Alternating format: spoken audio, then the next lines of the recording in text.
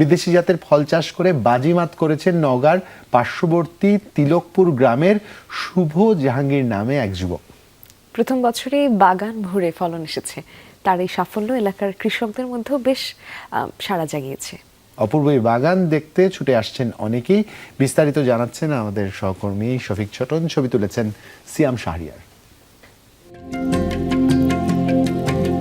গাছে কমলার ঝলকানি, রসালো ফলে যেন সৌন্দর্যের ঢল নেমেছে, মন জুড়ায় রং আর মিষ্টতাই। শখের বসে বাড়ির সামনে ফাঁকা জায়গায় বাগান করেন শুভ জাহাঙ্গীর। ছোট্ট এই বাগানই এখন স্বপ্ন পূরণের গল্প বলছে। এখানে রয়েছে ছাতকি, পাকিস্তানি, থাইটু, ম্যান্ডারিন সহ আরও বিভিন্ন জাতের কমলা। দেশের নানা প্রান্ত ঘুরে এগুলোর চারা সংগ্রহ করেছেন এই উদ্যোক্তা। বিভিন্ন জায়গা থেকে বিভিন্ন ধরনের গাছ কালেকশন করছি। কমলারই বেশ কিছু জাত কালেকশন করছি, যেমন ছাতকি, পাকিস্তানি, থাইটু, চায়না ম্যান্ডারিন আছে, চায়নার বড় সাইজের গাছও আছে, আবার চায়নায় যে এটা ড্রপ সাইজের, যেমন যে টপে এটা অনেক বেয়ারিং, পাতা আর ফল সমান সমান হয়, অনেক মিষ্টি, অনেক রসালো। আল্লাহর রহমতে সেই দিক থেকে আমি বেশ আশাবাদী আর কি। দেশের মাটিতে চাষ হওয়া এসব বিদেশি জাতের কমলা দেখলে মনে হয় এ যেন প্রকৃতির শিল্পকর্ম।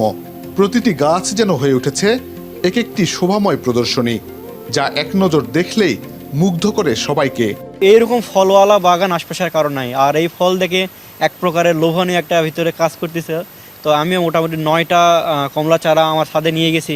আমার ছাদে এখন 9টা গাছ মিলে একটা শুধু ফল আছে, কারণ ফলের মিষ্টতা এরকম যে একটা বার খাইছে আলহামদুলিল্লাহ সে অবাক হয়ে গেছে। এই বাগান দেখে নিজেও বাগান করার প্রতি আকর্ষণ হয়, আকর্ষণ সৃষ্টি হয়, এবং আরও আমাদের গ্রামের যেগুলা যুব ছেলে আছে, যুবকেরা, তারাও চিন্তাভাবনা নেয় যে এরকম একটা বাগান তারাও করবে।